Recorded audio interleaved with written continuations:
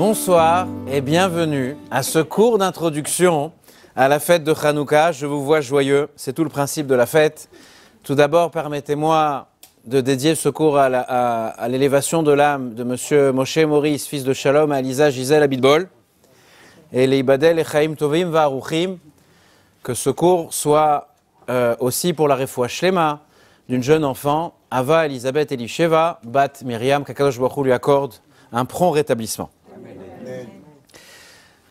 L'histoire de Hanouka nous ramène, maintenant vous connaissez les dates par cœur, 164 avant l'ère vulgaire, un siècle à 150 ans avant la naissance du christianisme, à peu près 2 siècles avant la destruction du temple de Jérusalem. Comme ça met un peu en perspective où on se trouve. Donc la terre sainte, la terre d'Eretz Israël était sous domination de l'Empire grec, sous le règne d'Antiochus, qui a voulu imposer ses lois au peuple juif. Les détails les plus marquants, il a érigé une idole au sein du temple, il a cherché par tous les moyens à désacraliser la sainteté, la Kedusha, on le verra, c'est le thème du cours ce soir, de notre saint temple du Beth Amikdash à Jérusalem. Il a imposé d'importantes, de très sérieuses restrictions concernant la pratique du judaïsme, et beaucoup de juifs ont été malheureusement exécutés, torturés, parce qu'ils continuaient à pratiquer leur religion, à pratiquer Torah et Mitzvot. Et la flamme du judaïsme, avant l'histoire de Hanouka, était proche de l'extinction. Antiochus va nommer un nouveau grand prêtre qui va lui obéir à sa culture, obéir à ses ordres, pour faire en sorte d'assimiler, d'helléniser les Juifs en terre d'Israël. Beaucoup de Juifs vont suivre, volontairement ou involontairement, les nouvelles directives et cette nouvelle culture que le peuple juif était censé embrasser à cette époque-là. Vous connaissez la suite de l'histoire, une toute petite famille, Matityahu et ses enfants, comme on va le dire dans le texte de la prière, vont se révolter. Ce qu'on oublie, c'est qu'ils vont mener une guerre contre l'Empire grec, et l'histoire dure 3 ans. Nous, on a l'impression, on fait des beignets, des latkes, pendant 8 jours. Mais eux ont souffert pendant des années, ont mené la guerre pendant 3 ans. Ils vont reprendre le pouvoir à Jérusalem.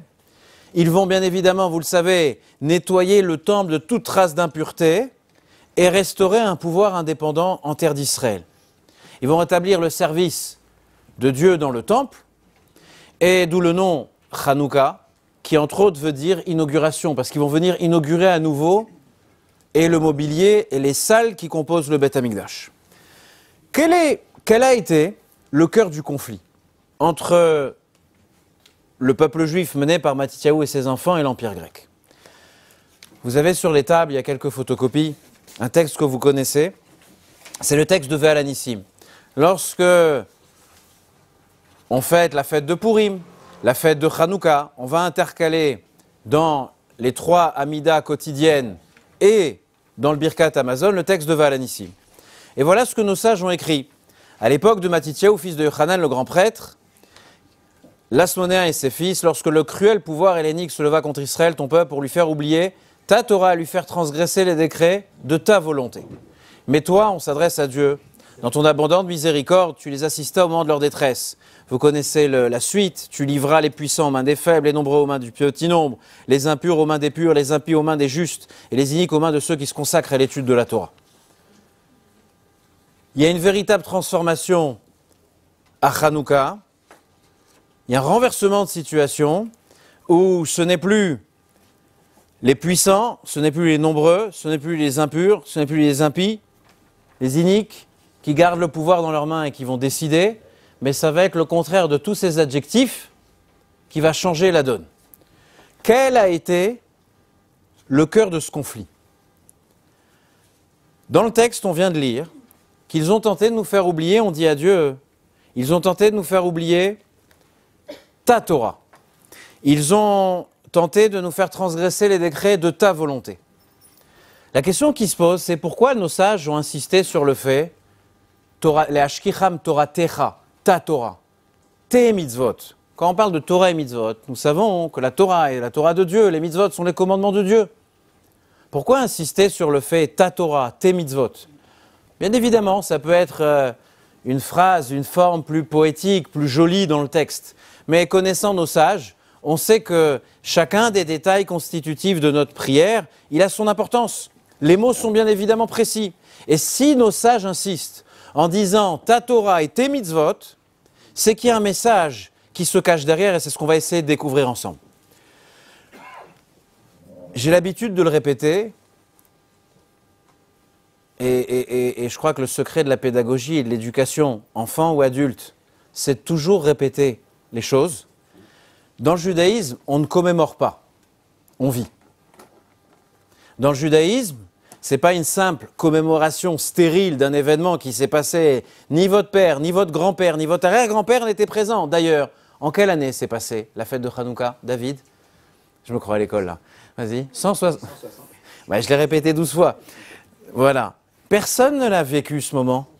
On le répète, on éduque nos enfants, bravo David. Mais le conflit de l'époque, le conflit de cette époque, on n'est pas en train de commémorer la victoire qu'on a eue.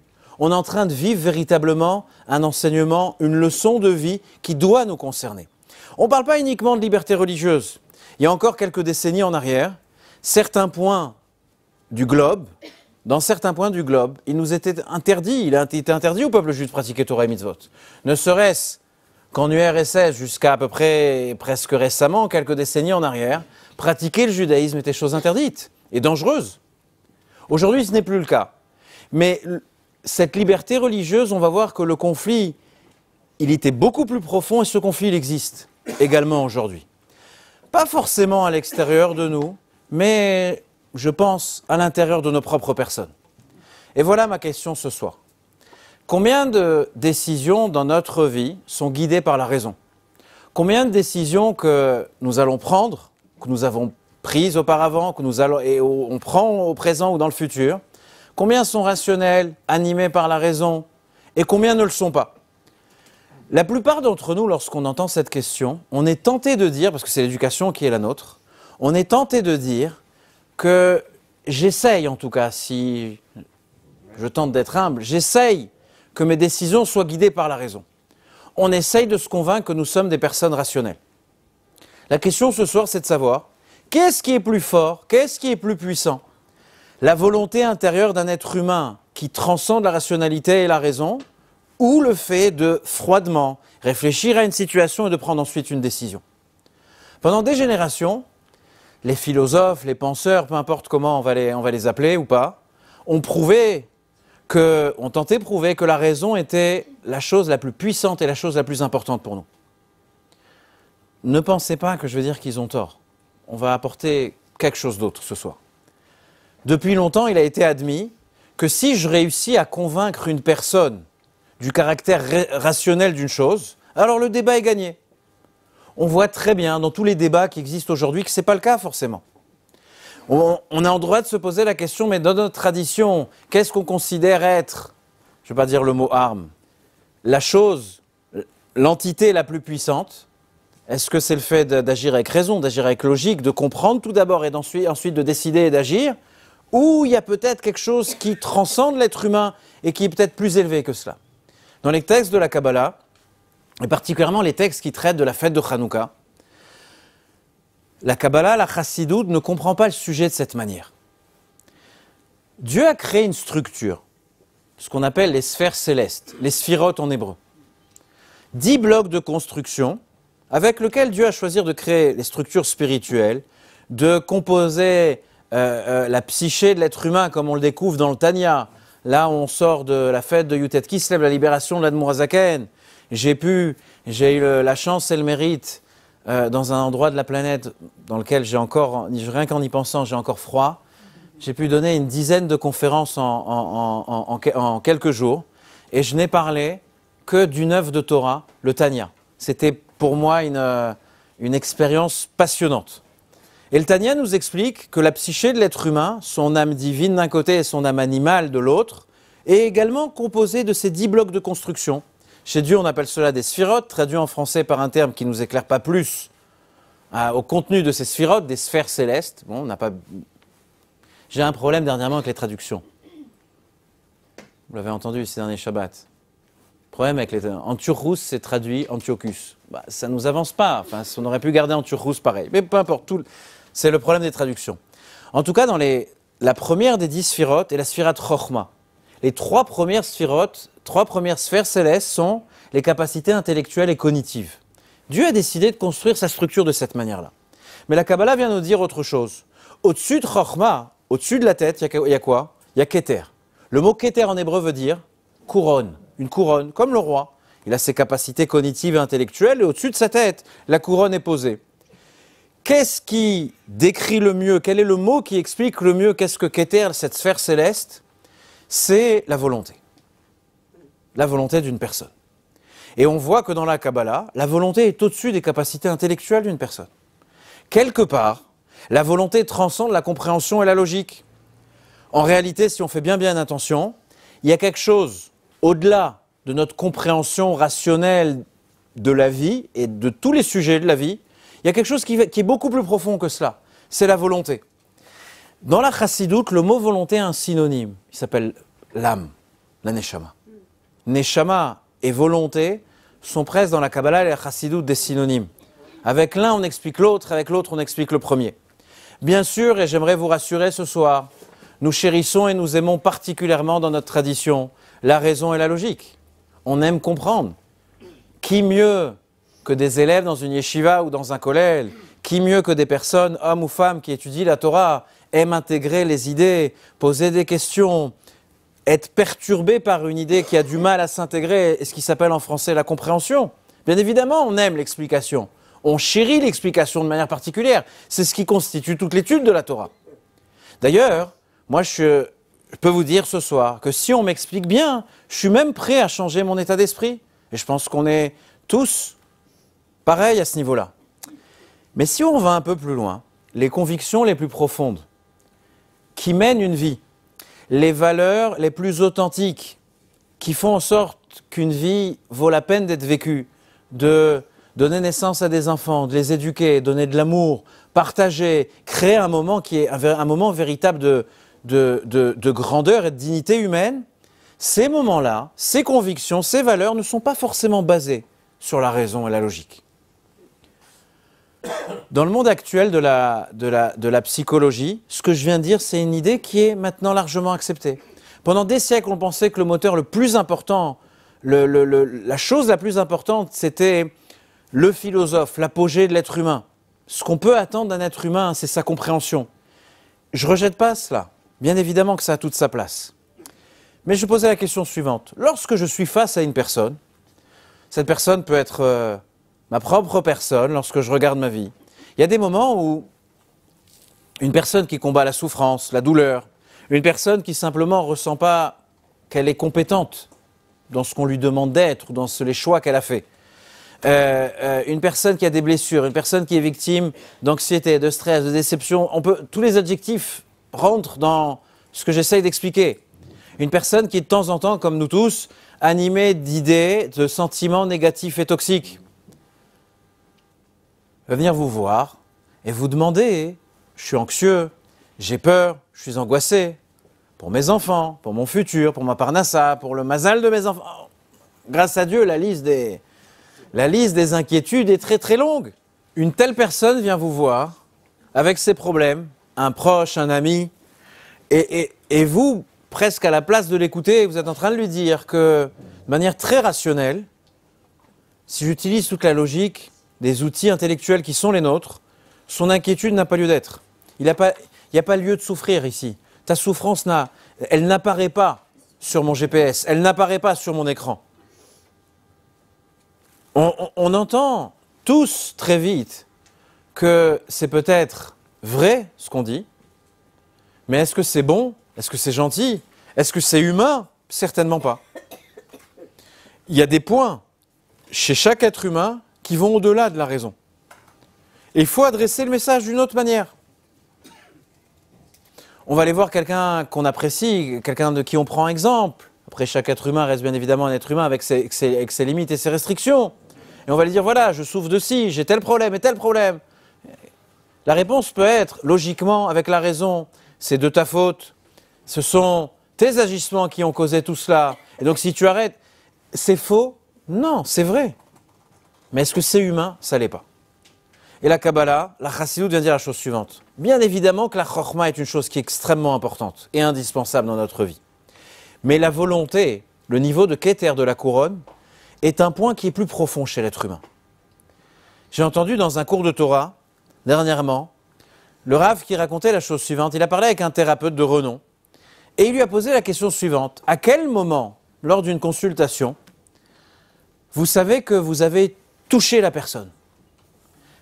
Et en retour, la personne maintenant, entre guillemets le patient, s'ouvre à vous.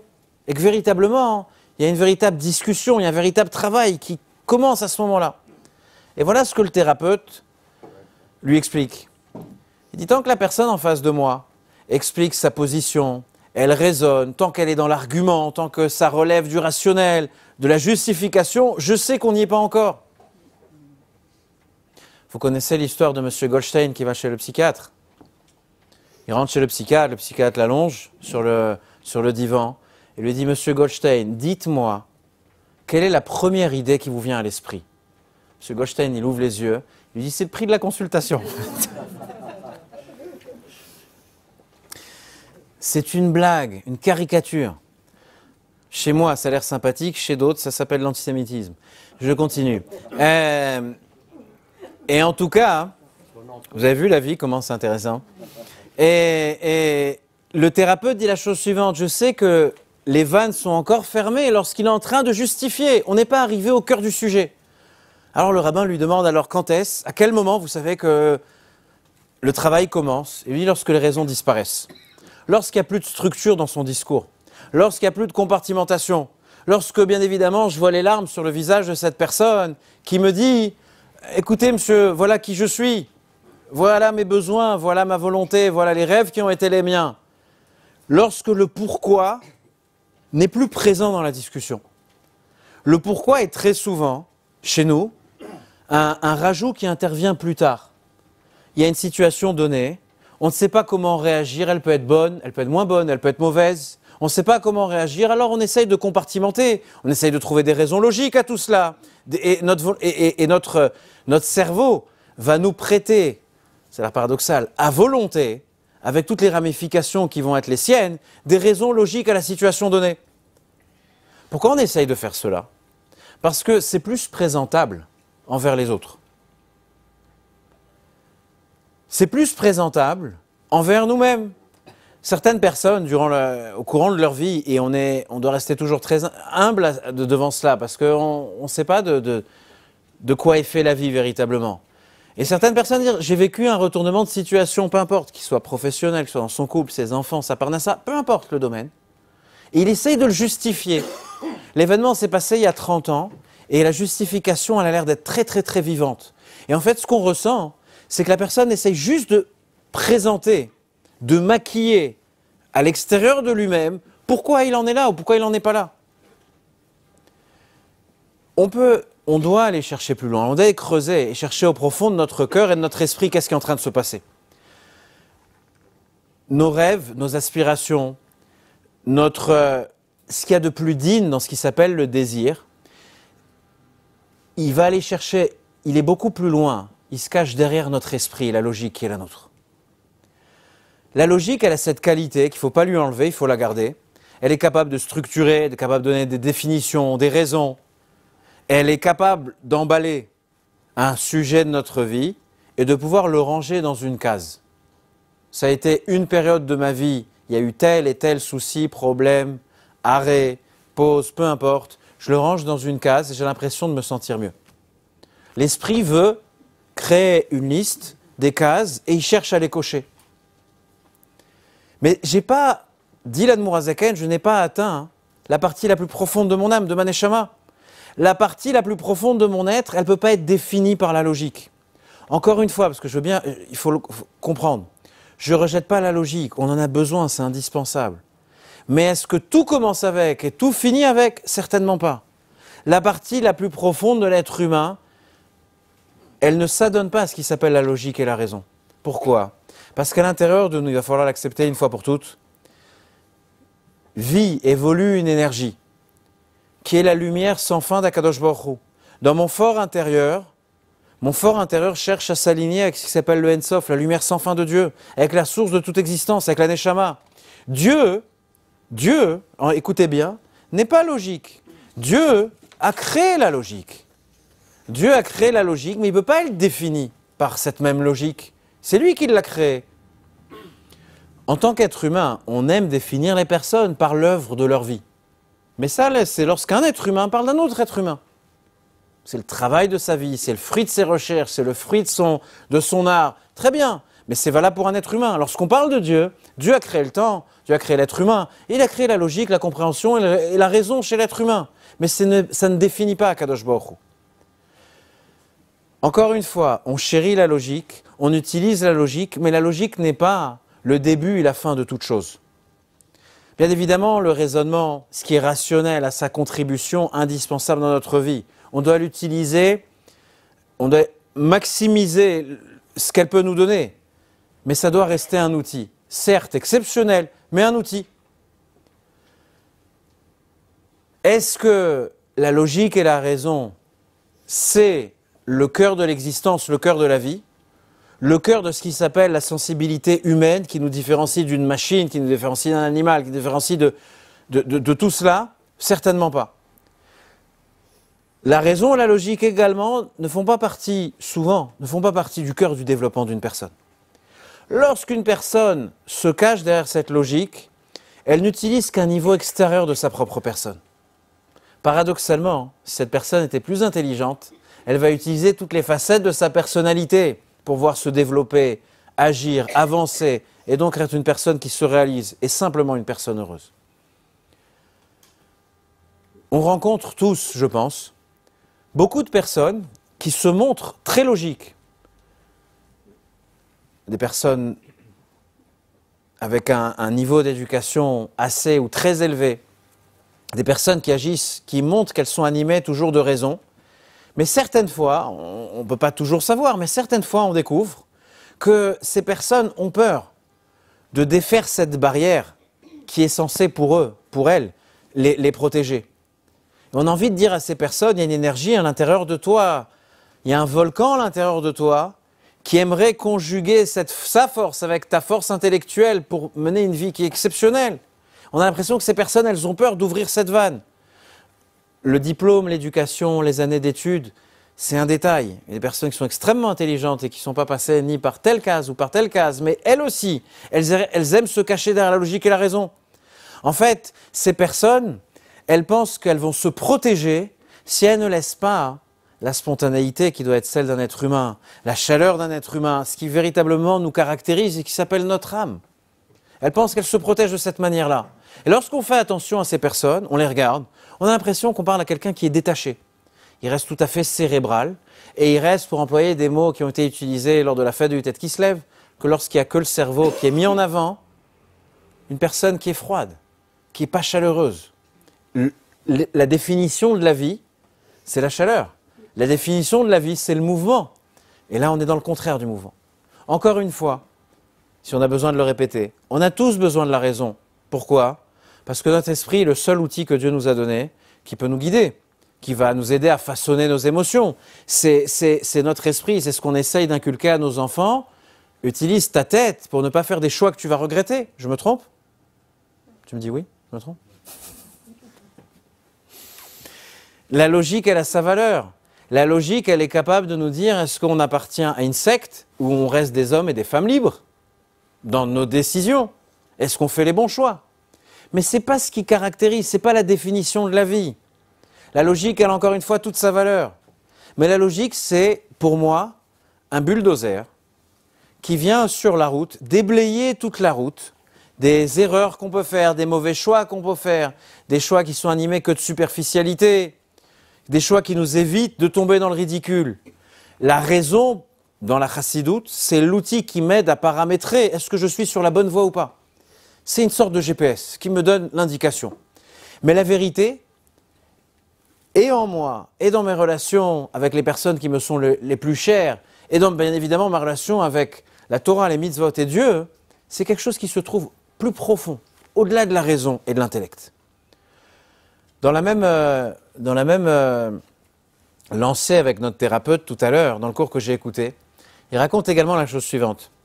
Le même thérapeute raconte la chose suivante. Un couple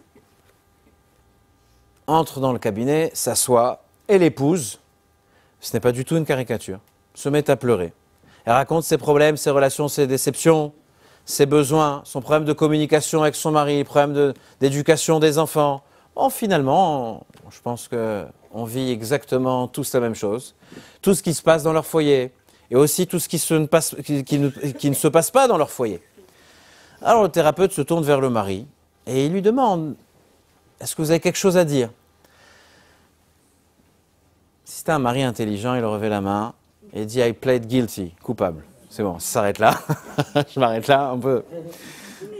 Mais lui, c'est M. Goldstein. Là, on n'avait pas affaire avec M. Goldstein. Et le mari dit la chose suivante. Il reprend point par point la liste que sa femme a énoncée, exprimée au thérapeute, au psychiatre, au docteur, enfin peu importe qui est face à eux. Et il explique comment, dans la raison, dans le monde de la logique, comment elle se trompe sur chacun des points. Et il passe en revue, c'est une encyclopédie. Vous avez Google, Wikipédia en face de vous, il est vivant, il est là. Et point par point, il est en train de dire, elle a tort parce que il prouve tout ce qu'il dit. Le thérapeute raconte que l'épouse lève les mains au ciel en signe de désespoir.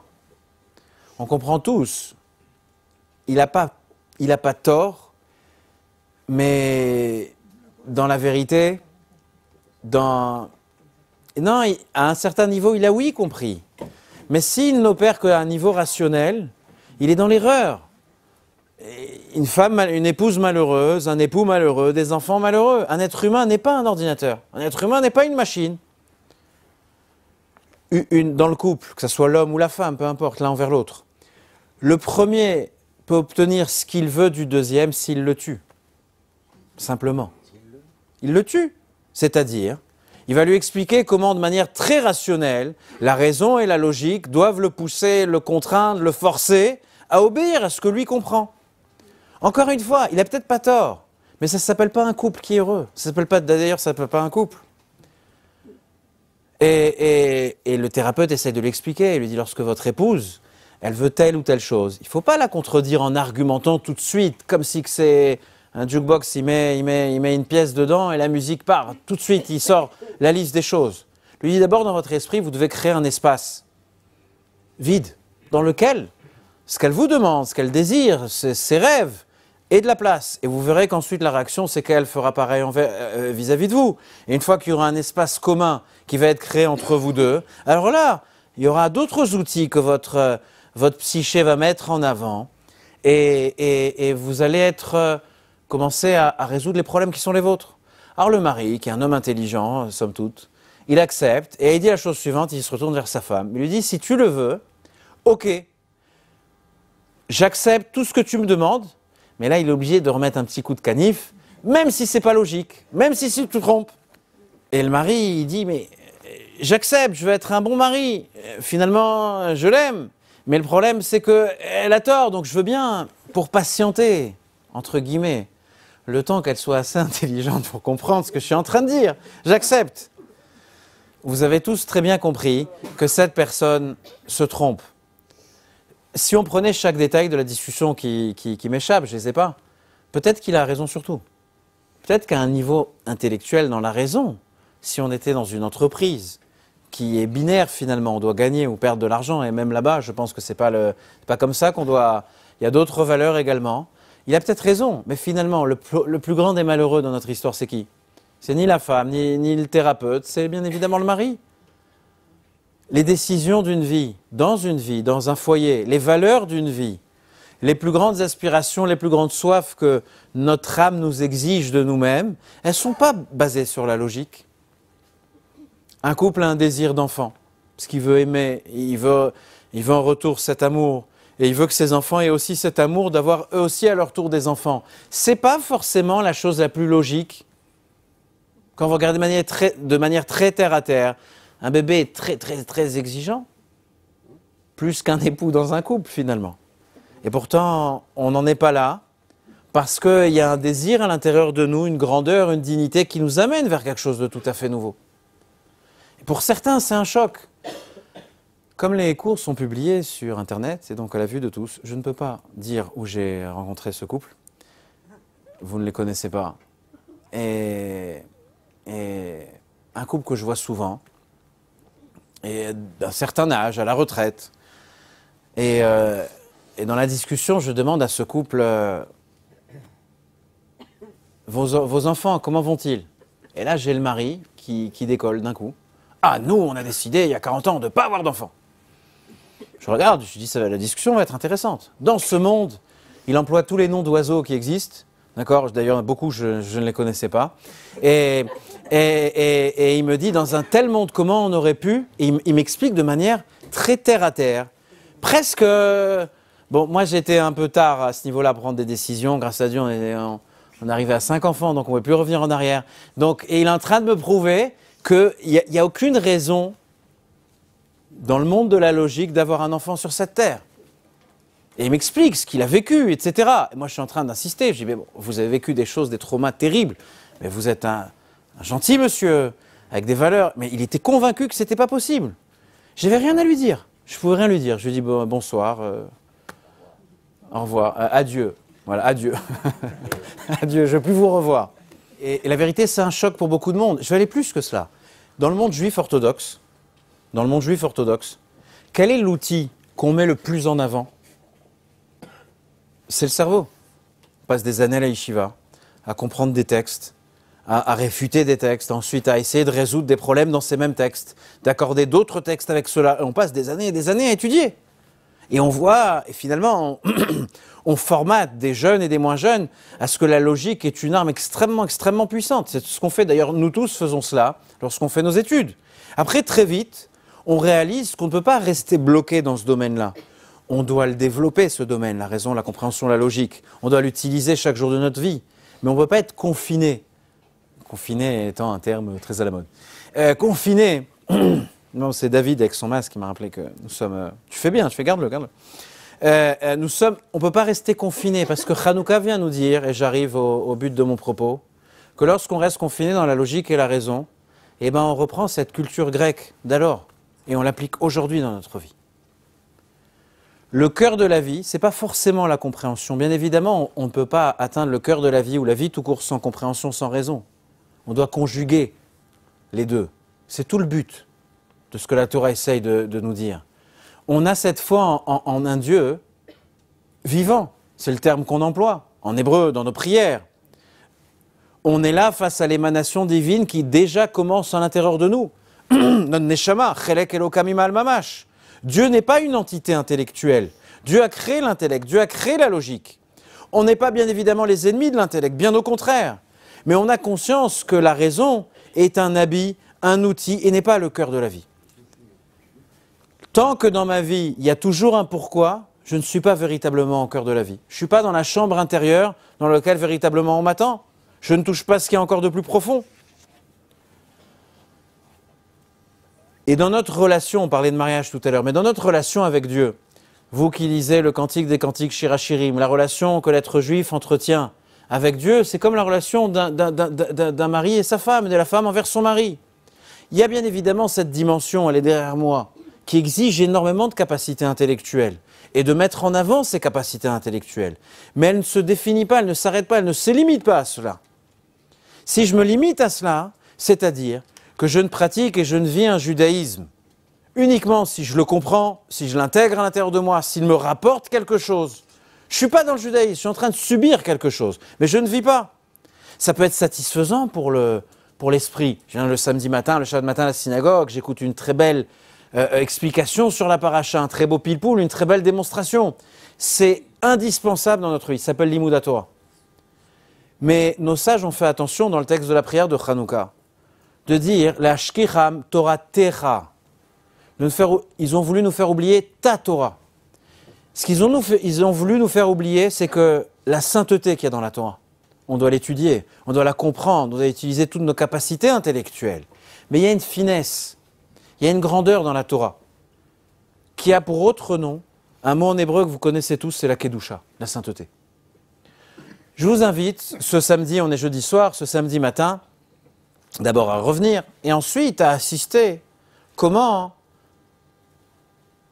les autres personnes, à part vous, embrassent le Sefer Torah. Prenez beaucoup de recul sur cette attitude. Oubliez que vous êtes habitué à cela, que vous-même vous êtes attiré vers le... Oubliez tout cela. On ne comprend pas pourquoi... À la faculté de médecine, il sort un bouquin sur l'anatomie et tous les élèves, ils embrassent le livre. Ça n'existe pas. Si je reste dans la sphère de la logique, pourtant cette Torah, bien évidemment qu'on l'étudie, on ne fait que ça. On le fait ce soir ensemble. Et si je prends du recul sur cela et je deviens froid vis-à-vis de cette attitude, vous avez compris tout de suite, j'enlève toute sainteté à ce qui s'appelle le judaïsme. La Torah est la source de l'intellect, mais je ne peux pas rester enfermé dans cela. Je dois laisser cette lumière infinie qui vit à l'intérieur de moi, qui fait en sorte que, c'est valable pour un Sefer Torah bien évidemment, mais lorsqu'on voit un neveu, une nièce, bien évidemment son enfant, on voit un nourrisson, même si on ne connaît ni les parents ni rien, c'est quelque chose qu'on admire, on est attiré, on aimerait embrasser, c'est quelque chose qu'on chérit. Ce que je viens de dire ici, c'est la vie, ce qui s'appelle la vie. Le Maharal de Prague dit la chose suivante, comment on appelle Dieu? On dit à Kadosh Baruch Hu, le Saint béni soit-il. On ne dit pas, dit le Maharal de Prague, à Sechel Baruch Hu, l'intellect béni soit-il. Dieu crée l'intelligence, il crée le raisonnement, mais il n'est pas défini par cela. On raconte cette histoire de deux étudiants qui finissent leur étude de philosophie, ils attendent de recevoir leur diplôme, ils doivent passer leur dernier examen. Vous vous rappelez de cette histoire? Et ils s'attendent à une interrogation, à un examen extrêmement complexe, beaucoup de questions. Et lorsqu'on leur distribue les feuilles, il n'y a qu'un mot sur la feuille avec un point d'interrogation. Le mot qui est écrit, pourquoi, point d'interrogation. Sur une centaine d'élèves, il y en a 2 qui rendent leurs feuilles en 10 minutes. Les autres restent pendant des heures en train d'écrire, réfléchir, tout donner. Et on a 2 petits jeunes de chez nous comme on les aime. L'un a un 19,5 et l'autre a un 20. Le premier dit la chose suivante. Il répond la chose suivante. Pourquoi? Il répond parce que. Le second qui a eu 20 sur 20, on lui demande pourquoi. Il lui dit ouais, pourquoi pas. Qu'est-ce que je veux dire par là? C'est qu'en fait, si simplement je demande pourquoi, je suis en droit de sortir de cette dimension-là. Et je dis parce qu'il doit avoir une raison. Pourquoi? Il doit certainement avoir une raison. Si tu es dans la raison, dans la logique, alors forcément il y a une autre logique qui va te répondre à la première et donc il n'y a plus de questions. Le second dit, il y a aussi une vie au-delà du pourquoi. Alors pourquoi pas? C'est exactement pareil. Dans chaque relation humaine que nous avons, que nous essayons d'entretenir, de développer, on ne peut pas tout disséquer. Nous ne sommes pas des médecins légistes de ce qui doit être notre vie. Par définition, on ne peut pas l'être. Si on est médecin légiste à disséquer chaque chose, c'est qu'on n'est déjà plus dans la vie. Dans la vie, il y a cette dimension de la logique qui vient faciliter, qui vient cimenter, structurer les aspects de notre vie, les fructifier. Mais l'essence, la réalité, le cœur de la chose, il n'est pas là. Quand une personne elle tente de comprendre chaque détail, c'est une invitation pour moi au désastre. D'ailleurs, vous-même avec vos enfants, lorsqu'ils étaient très très jeunes, et papa, pourquoi le ciel est bleu? Et papa, pourquoi? Et pourquoi? Et pourquoi? Au début, vous répondez, mais il y a un moment où on essaye de dire à l'enfant, il y a des choses qu'il va falloir accepter. On étudie les mathématiques, on étudie la philosophie, on étudie la médecine. Il y a bien des bases, des axiomes qu'il faut d'abord accepter. Et ensuite, on va essayer de bâtir. Je vais finir avec un mot qui m'a dernièrement beaucoup touché.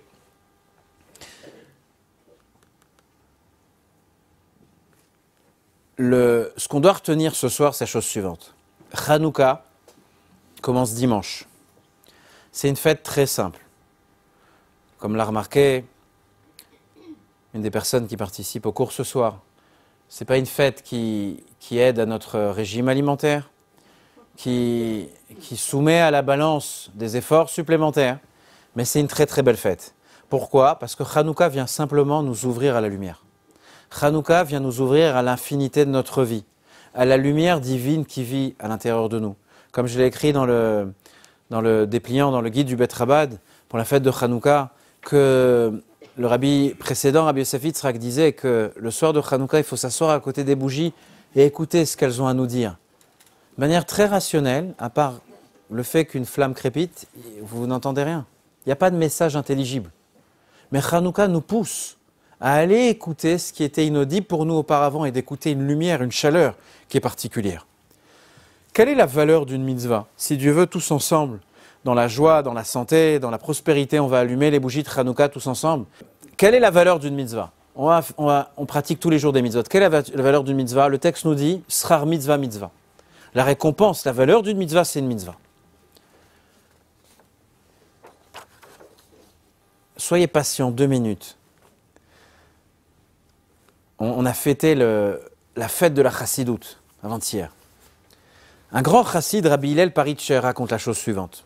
Il donne une métaphore, un exemple qui est magnifique. Il raconte l'histoire d'un voyageur qui, en Russie, arrive dans une auberge. Il rentre, il commande un verre de vodka, bien évidemment. Dans toutes ces histoires chassidiques, il y a toujours un verre de vodka quelque part. Et il y avait un musicien qui jouait du piano. Bon, on dirait aujourd'hui, il s'est retrouvé dans un piano-bar. Bon, à l'époque, c'était une auberge, vous avez compris.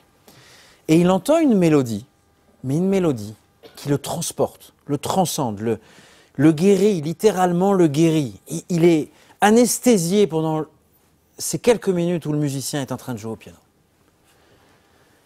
Il est complètement anesthésié, la mélodie finie, le musicien part, il se réveille. Il était évanoui presque. Il demande à l'aubergiste, mais quel morceau on a joué ici? Il dit, je ne sais pas. Qui est le monsieur qui est venu? Je ne sais pas. Il était là, il s'assit au piano, il a joué. Et on raconte que cet homme, il a dépensé toute sa fortune. Il allait de théâtre en théâtre, de ballet en ballet, de concert en concert, dans tous les pianos-bars et les auberges dans lesquels on jouait pour écouter cette musique qui l'a, pendant quelques minutes, guéri, rétabli, transporté ailleurs. Il dépense toute sa richesse pour écouter à nouveau cette mélodie. Alors il goûte à tel plaisir de la vie, ça ne le satisfait pas, il goûte à un autre plaisir de la vie, telle une drogue, il est victime d'une addiction, finalement de quelque chose, il y a goûté pendant quelques minutes et tous ses efforts, toute sa vie, il la passe à la retrouver. C'est une métaphore triste, mais Rabbi Hillel Paritcher dit la chose suivante. C'est l'histoire de notre vie. Notre âme, avant qu'elle s'habille lors de la naissance d'un petit enfant qu'on a été il y a quelques années de cela auparavant, cette neshama, elle a entendu une mélodie auprès de Dieu. Elle a entendu une mélodie magnifique qui apporte le rétablissement, qui a tout son sens. Tout s'explique finalement, tout se comprend, tout se ressent à tous les niveaux, à tous les étages. Et un être humain, la vie durant, il essaye de retrouver cette mélodie. Alors il va à tel endroit, il pense que cet endroit va le satisfaire, va lui apporter véritablement le rétablissement, le sens qu'il est en train de chercher. Là-bas, alors il passe à autre chose, à telle relation, à telle relation. On essaye de faire en sorte que tout ce qu'on essaye ne soit pas trop toxique pour nous, mais des fois c'est le cas. Et dit Rabbi Hillel Paritcher, c'est le sens d'une vie. En fait, notre âme a soif de Dieu, elle recherche à nouveau cette mélodie, mais elle va aller chercher partout, alors que cette mélodie est là, Gaston, tu as raison, aux 2 rues d'Arsonval. J'ai lu la chose suivante, j'ai entendu la chose suivante. Vous connaissez tous les alcooliques anonymes. Moi, dans cette expression, le mot qui me dérange, c'est anonyme. Et c'est une blague, je plaisante. Et l'histoire des... Je vous invite à lire après le cours les 12 steps, les 12 étapes. Même si on est addict, on est victime d'aucune addiction, intellectuellement, émotionnellement, c'est intéressant d'aller regarder, de les lire. Ce mouvement qui est aujourd'hui mondial remonte à Carl Jung. Et il y avait vous m'avez dit Shabbat, ceux qui étaient là Shabbat, j'ai raconté cette histoire. Un WASP on dit, un anglo-saxon protestant, Roland Hazer. Alors tout est vérifiable sur Internet, tout est là. Il était alcoolique. Ses parents n'en pouvaient plus. Alors, ils ont décidé de l'envoyer dans un hôpital psychiatrique pour qu'il puisse il puisse être guéri finalement de cette addiction. Je serais tenté de dire que Dieu merci, il n'est pas allé chez Freud, il est allé chez Jung. Entre parenthèses, en parlant de Freud, la semaine dernière ou il y a 2 semaines, je ne me rappelle plus, j'ai envoyé à tous mes contacts qui sont dans ce domaine, je lui ai dit, est-ce que tu as l'édition en hébreu de Totem and Tabou de Freud? Un ami psychiatre m'a répondu, bonjour Asher, es-tu encore rabbin? Je l'ai appelé, et je lui ai dit que dans l'édition en hébreu, Freud écrit la chose suivante, qu'on a l'impression qu'il est gêné d'écrire dans la langue des rabbins, c'est ce qu'il écrit, mais il dit la chose suivante, que mes enseignements, tout provient de la Torah, et qu'un jour la science viendra à prouver que tout vient de la Torah. là où il a raison, c'est que tout vient de la Torah. Là où il s'est trompé, c'est que pas toute sa science, on va dire, ne vient de la Torah. Je reviens à Jung, c'était une parenthèse dans la parenthèse. Et notre jeune WASP se retrouve chez Jung. Jung est désemparé face à une personne qui est vraiment en souffrance. Et il dit la chose suivante, la seule manière de vous rétablir, c'est de vivre une expérience vivante et spirituelle. Comment? Je ne sais pas. Je vous souhaite bonne chance, je ne sais pas. Et vous savez qu'un soulard rencontre toujours d'autres? Soulard. Non mais ça ne veut rien dire si vous dites, vous répondez à mes questions. Ça n'indique rien sur votre personne. Un soulard rencontre d'autres soulards. Et il a rencontré d'autres personnes qui étaient aussi victimes de cette addiction, qui elles aussi cherchaient la voie de la guérison et du rétablissement. Il partage ce que Jung lui a dit. On est dans les années 30. Et dans les années 60, le mouvement maintenant international des alcooliques anonymes découvre que finalement, qui est à l'origine de toute leur thérapie, c'est Jung lui-même. Qu'est-ce qu'il décide de faire? Il décide d'écrire une lettre à Jung pour quand même lui dire que, presque accidentellement, c'est lui qui est à l'origine du rétablissement, de la survie littéralement de dizaines de milliers de personnes à travers la planète. Et Jung répond dans une lettre, je vous l'enverrai. Il écrit la chose suivante. Il est dit son envie d'alcool était l'équivalent, je lis ce que Jung a écrit à Wilson, à un faible niveau, je reprends, son envie d'alcool était l'équivalent à un faible niveau de la soif spirituelle de notre être pour la plénitude exprimée en langage médiéval, l'union avec Dieu. Il y a une petite note de bas de page où Jung écrit la chose suivante, comme il est écrit dans les psaumes, que ayal tarog alafike maim, que nafshi tarog elecha elokim. Le roi David écrit la chose suivante. Ayal, c'est une biche, une gazelle. Elle a soif et elle épanche sa soif devant une source d'eau. Dit David à Améler, dit le roi David, ainsi je cherche à épancher ma soif de toi, Dieu. Pour ne pas rester avec cette idée et avancer, Jung, lors de ses 80 ans, a été interviewé et il dit la chose suivante. Il dit, celui qui a anticipé toute ma philosophie a vécu au 19e siècle. Son nom est... Vous êtes assis? Tout le monde est assis. Rabbi Ber de Mezrich, le Maguide de Mezrich, l'élève du Baal Shem Tov et le maître de l'Admour HaZaken.